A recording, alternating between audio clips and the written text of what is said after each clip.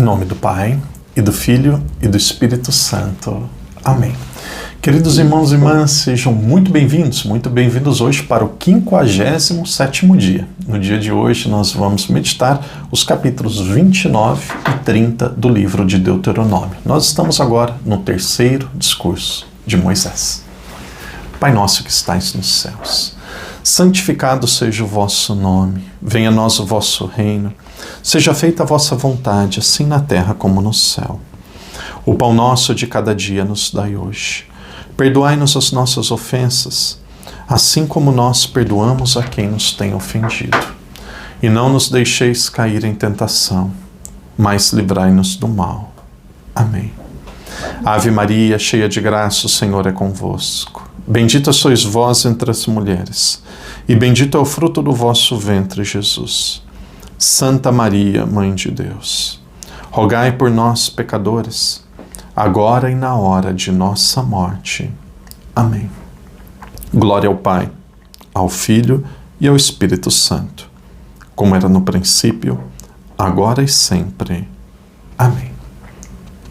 Queridos irmãos e irmãs, sejam muito bem-vindos hoje para o 57º dia, penúltimo dia do livro de Deuteronômio. Depois amanhã nós terminamos Deuteronômio e aí depois nós vamos fazer um resumo, uma grande retomada destes livros do Pentateuco. E aí depois nós avançamos, uma grande graça, depois nós vamos meditar o livro de Hebreus, a carta aos Hebreus, um texto do Novo Testamento que faz um grande apanhado, uma grande aplicação para a vida de Jesus, de tudo aquilo que foi prometido, tudo aquilo que foi visto ali no Pentateuco.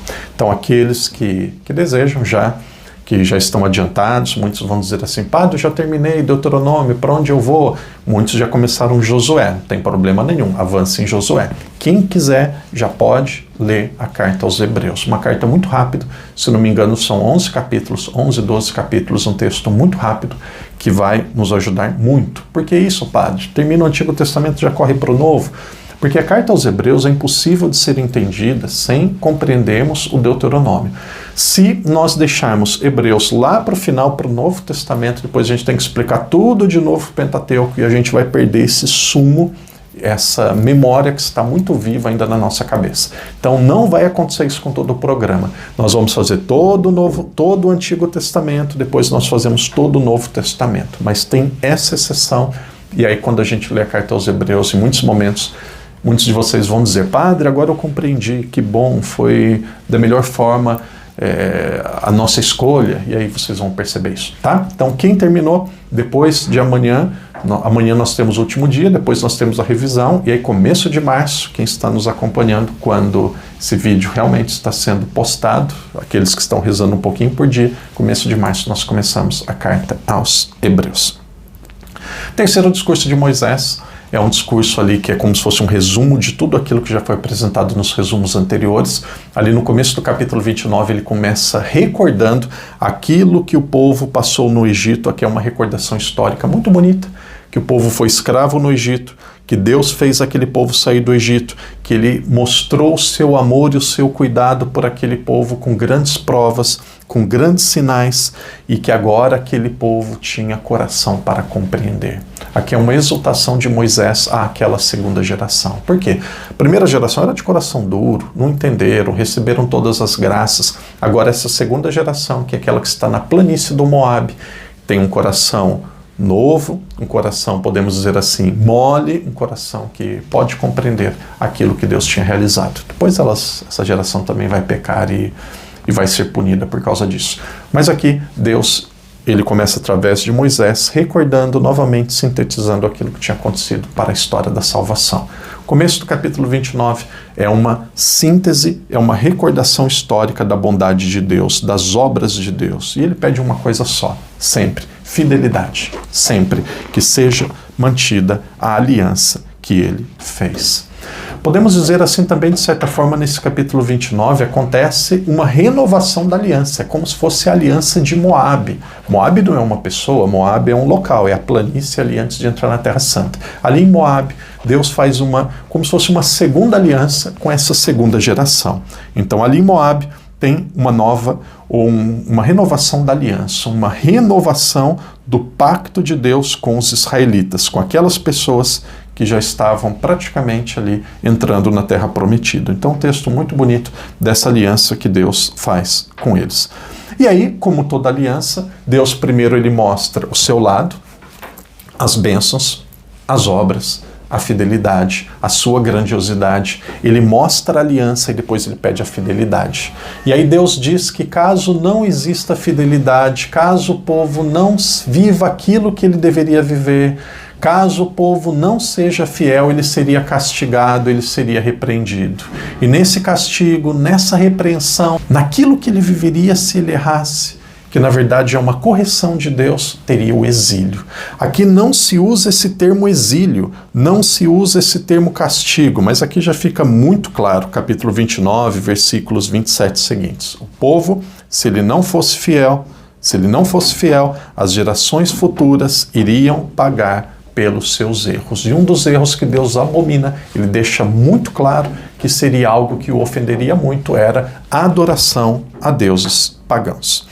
E aí no capítulo 30, hoje é só 2 capítulos, no capítulo 30 nós vemos ali novamente que o povo, ele iria para o exílio, e aqui também aqueles críticos que dizem que esse texto é muito posterior, tem muitas pessoas que dizem que esse texto foi escrito no exílio, e para as pessoas que estavam no exílio compreender aquilo que elas estavam vivendo, Deus faz memória e lembra que aquilo já foi dito lá na época de Moisés. Então o povo viveu sofrendo no exílio, na Babilônia, e aí naquele tempo eles escreveram esse texto e disseram assim: olha, os nossos pais já viveram isso, disseram isso. Então eles usam um fato de um determinado período do tempo e pegam um texto que dizem que foi de muito tempo atrás, para quê? Para dizer que aquilo já tinha sido falado por Deus. Então tem essa perspectiva de ler a Bíblia, e tem aquela que é mais tradicional que diz, não, isso daqui realmente foi uma profecia de Javé, dizendo aquilo que aconteceria depois. Não vamos entrar naquilo que é o mérito mesmo. Eu imagino que de fato é uma profecia de Javé, a versão mais tradicional. Deus ele diz que o povo seria castigado se ele não fosse fiel. Então aqui Deus ele pede fidelidade. Deus ele pede fidelidade a todos. E ele diz que depois que o povo sofresse no exílio, depois a palavra exílio não aparece, que depois que o povo fosse castigado pelos seus erros, pelas suas falhas, Deus o levaria novamente para a sua terra, eles seriam novamente unidos e eles novamente formariam um único povo, uma única nação, e eles estariam novamente juntos. É aquilo que aconteceu no pós-exílio. Gosto muito do versículo 6, e o padre vai meditar com vocês, que Deus diz que deve ser circuncidado o coração das pessoas. Depois a gente vai deixar para meditar ali mais no finalzinho do capítulo 30. Mas o versículo 6, Deus, Javé, circuncidará o coração das pessoas, da descendência para Javé, que toda pessoa deve amar a Deus, a Javé, de todo o coração, de toda a alma, para que eles, ou para que esta geração, ou as gerações futuras possam viver. Se você tem a sua Bíblia, quem está dirigindo, está conduzindo, não pegue a Bíblia, mas se você está em casa tranquilamente, se você pode pegar a sua Bíblia, pega a sua Bíblia, que o padre acabou de ler, agora está ali no capítulo 30, e versículo 6, Javé, teu Deus, circuncidará o teu coração e o coração da tua descendência, para que ames a Javé, teu Deus, com todo o coração e com toda a tua alma, e vivas. Vamos agora para o capítulo 30, versículos de 15 a 20. Gosto muito desse texto. O padre vai lendo, você vai ouvindo a voz do padre, vai meditando e vai trazendo para a sua vida. Eis que hoje estou colocando diante de ti a vida e a felicidade, a morte e a infelicidade. Se ouves os mandamentos de Javé teu Deus, que hoje te ordeno, amando a Javé teu Deus, andando em seus caminhos e observando seus mandamentos, seus estatutos e suas normas, viverás e te multiplicarás. Javé teu Deus te abençoará na terra em que estás entrando, a fim de tomares posse dela. Contudo, se o teu coração se desviar e não ouvires, e deixares seduzir e prostrares diante de outros deuses, e os servires, eu hoje vos declaro, é certo que perecereis.